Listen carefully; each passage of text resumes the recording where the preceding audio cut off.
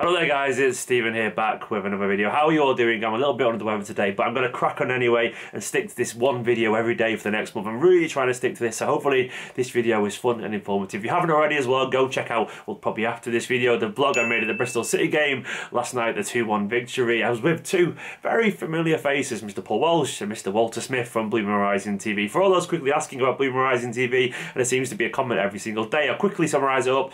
It's gone, unfortunately. The owners pulled the plug on it. There's nothing we could do about it. We don't own the rights to it, and that's it. Sometimes things just come to an end. But moving swiftly on, I want to just thank a couple of patrons, Ulrich Mielda and Carla Motsala. Those two are my newest patrons. Thanks very much, guys, for your donations. They are incredibly generous of you, and I appreciate that loads. Go check out the Patreon as well if you haven't already. There's loads of new tiers and potential rewards there for people who get involved. But today I want to mainly talk about Federico Rodriguez Santos, aka Fred. A little bit less glamorous Fred. What happened to the fun Brazilian names like Pele and Jairzinho and all Garincha? Now it's Fred and Oscar and so on. But anyway, I digress. The 24-year-old Shakhtar Donestk midfielder apparently wants to be a Manchester City player. This week he's been saying he's been eagerly awaiting a call from Pep Guardiola saying he'd improve loads under Guardiola, who wouldn't, and how he wants to be a Manchester City player. I thought I'd discuss him a little bit today, where he'd fit in the City, if he'll sign, well I don't obviously know that, and if he did sign, what would we be expecting to get from him? Let's start a little bit with a fact file. He's 24 years old, he turns 25 years old in March. He joined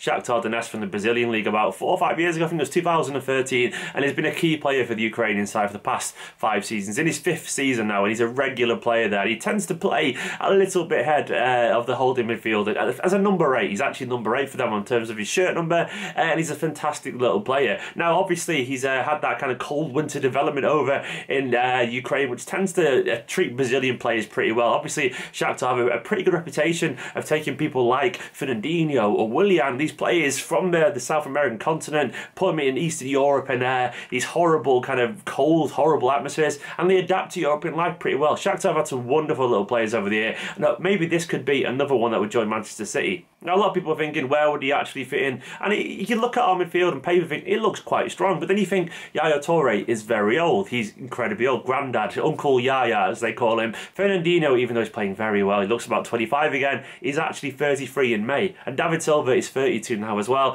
Gundogan obviously has still some doubts about his injury record, and that leaves Kevin De Bruyne of our senior midfielders. It's not that great a picture when you're painting like that. There's a lot of what ifs and maybes there, but age is catching up, and we have to look at some point to refresh our midfield, and maybe he could be the option in the summer. Now, where would he fit in is the big question here. You look at his skill set, he's not a holding midfielder as such, but he's very capable of putting a tackle in. He's very tenacious, he's got a lot of energy, almost a Kante-like kind of energy, snapping into players, but he is only very little, once again, very Kante-like. He's about 5'6.5", 5'7". He's tiny, he's not a big guy, which does immediately put some question marks in me of him being a holding midfielder for Manchester City. You've got to consider the fact Chelsea, Kante isn't the only holding midfielder. City play a very attacking formation. Kante tends to have like the Bakayoko, or last season he had Matic alongside him.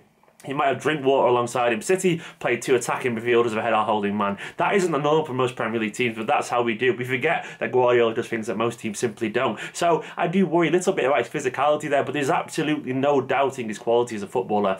I've been watching clips online of how he plays and so on, and he's very graceful, he's got loads of pace, he's very, very Brazilian on the ball, but basically he's very comfortable, he's technically very good, he can move that way or this way, he's very comfortable receiving the ball in tight spaces, and he's got a very, very handy eye for a forward pass. He actually reminds me a lot more of like Fernandinho when he was at Shakhtar. We converted Shakhtar into more of a holding midfielder, but Fernandinho initially was very aggressive, he used to drive forward a lot more, and Fred has that attitude to him as well. He seems to be able to skip past people, he seems to be able to charge forward, though he isn't a great goal scorer. He's got about 9 goals, I think, in 5 years.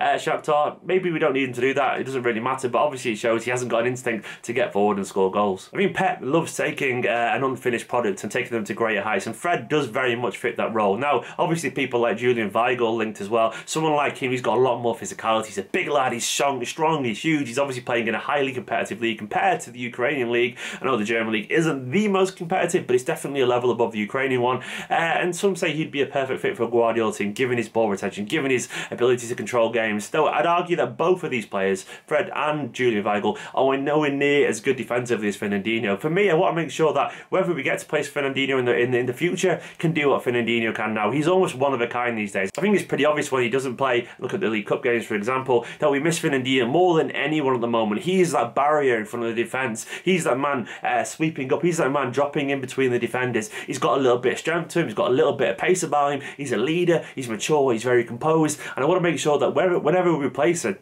we try and find someone who has that same ability, the same physicality, and the same understanding of how the game moves. Fred could maybe be that man. I do have doubts about his height and his physicality to play there, but he could maybe be that man with a little bit of kind of work around him. But I do think maybe we need to consider maybe someone a little bit bigger. But Fred, I would happily take him from Manchester City. I have no doubt that Guardiola would work his magic on him, make him very refined, make him supremely intelligent. He'd fit into that pressing system that we apply so effectively pretty much in every game we play. He seems to be a very good footballer and very, very hungry. I'm a big fan of signing hungry players that want us to step up to another level, players that want to win things, and Fred ticks that box perfectly. Anyway guys, what do you make of this potential signing? I think he'd very much be a summer signing if he did come to Manchester City. He's obviously not a target now in January. He seems a fantastic little player. Is he the answer to our long-term midfield problems, or not problems, a long-term midfield future, so to speak? Let me know in the comments. Let me know in the comments who else you'd want to see if it wasn't for Fred. Subscribe if you haven't already, and I'll see you next time. And go watch the vlog from last night. Hello there guys, thank you for watching yet another Esteemed Company video. This channel is supported by Patreon, patreon.com/Esteemed Company. A big shout out again to Ulrich Mielda and Colvin Matsala for their very generous Patreon donations. Guys, you're helping me take this one step further to being a full-time channel, and I appreciate that loads. Also, go and check out the tiers now on the Patreon I've got. There's some nice little bonuses in there for people who are in the top tiers. Guys, thank you very much for watching the videos. Thank you for all the likes, the comments and the shares, and I will see you next time.